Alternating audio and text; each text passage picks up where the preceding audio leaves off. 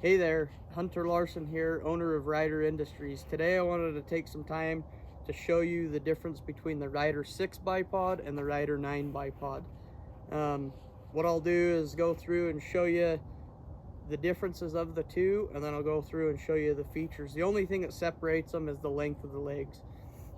So with your RYDR 6, you will be able to go from 5 inches at its lowest point to 20 inches at its tallest point, and I'll show you what that looks like. So at its tallest point, that's these legs all the way extended. That's all the way extended on the legs. So guys that are like 5'9" and under, you can kind of hunch over and be able to sit while using it. But this is more of like the low profile prone bipod, backpack hunting style bipod. Not much sitting is going to be done with this bipod. So that will go up to 20 inches, and the 20 inches is measured from the ground to the top of the head of the bipod right here. So that would be the bottom of your stock.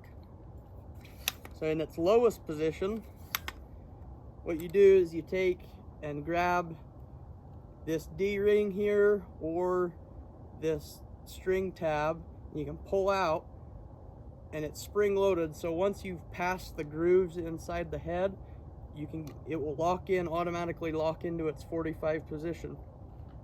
So that's a low position there, but it's not as low as if you open these legs out one more notch. And in this position, you are from the ground to the top of the head of the bipod, you're at 5 inches. So that's barely any bag underneath the back of the rifle. So that's the 6. It will go from 5 to 20 inches at its tallest, 5 to the lowest to 20 inches at the tallest. The 9, on the other hand, it will go from 6.5 at the lowest. I'll show you the lowest. Move this one over here. It goes 6.5 at the lowest. So I'm going to spread these legs to their widest position, get this on a 45. And this bipod will go from from the ground to the top of the head will be at 6.5 inches.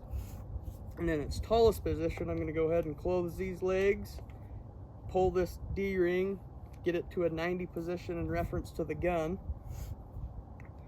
You have that position, and you can unlock these legs.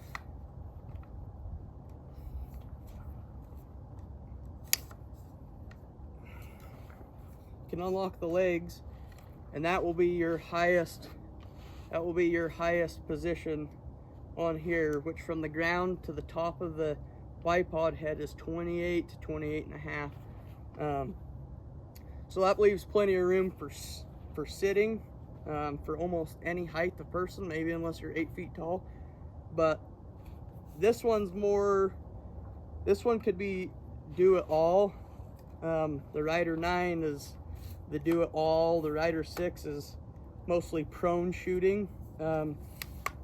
You'll find that the 6 is a lot easier to find a position to get prone with. Just because it's shorter, it doesn't have that extra 3 inches long of leg. The 6 comes in at 20 ounces, and the 9 is right at 22 ounces. So you're gaining 3 extra inches on the overall length of the bipod when it's stowed away against your gun. When it's stowed away against your gun, the difference between the 6 and the 9 is 3 inches longer on the 9 and 2 more ounces. This gun right here has a 20-inch barrel, and if I had a brake on it, it'd be the same length as the brake, but since I have a suppressor, the bipod doesn't surpass the barrel. A couple more things I'll go through and show you some of the features. So when you're just packing your gun around, you don't have to press any buttons to deploy the legs in their first position. So when I would go to deploy this, I just pull leg open, then I can pull on this pin here, and I can either get it into the 45 position, or I can keep it held and go into the 90 position however I want. So that's how you adjust the pivot.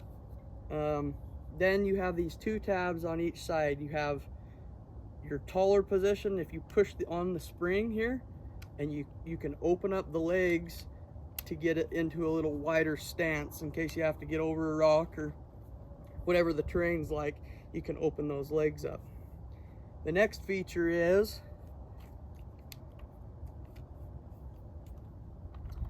if you're on a really uneven surface and you need this leg out,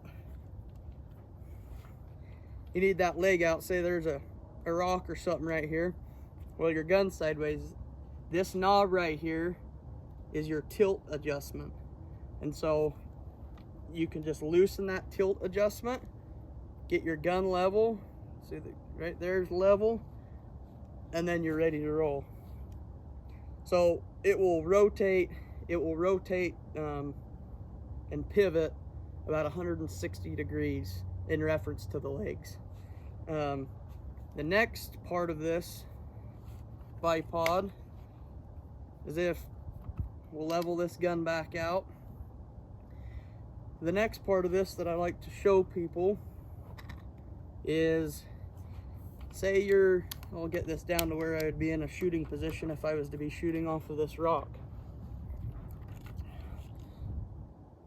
So if you do a lot of long range shooting, you'll know that the most important thing is to have your gun level and everything moving straight back. I like this feature for a few things. This feature right here, so obviously you want to have everything on your first shot. You want to have everything as perfect as possible. But we've all had that position, or that situation where, I'll put this rock up here for example.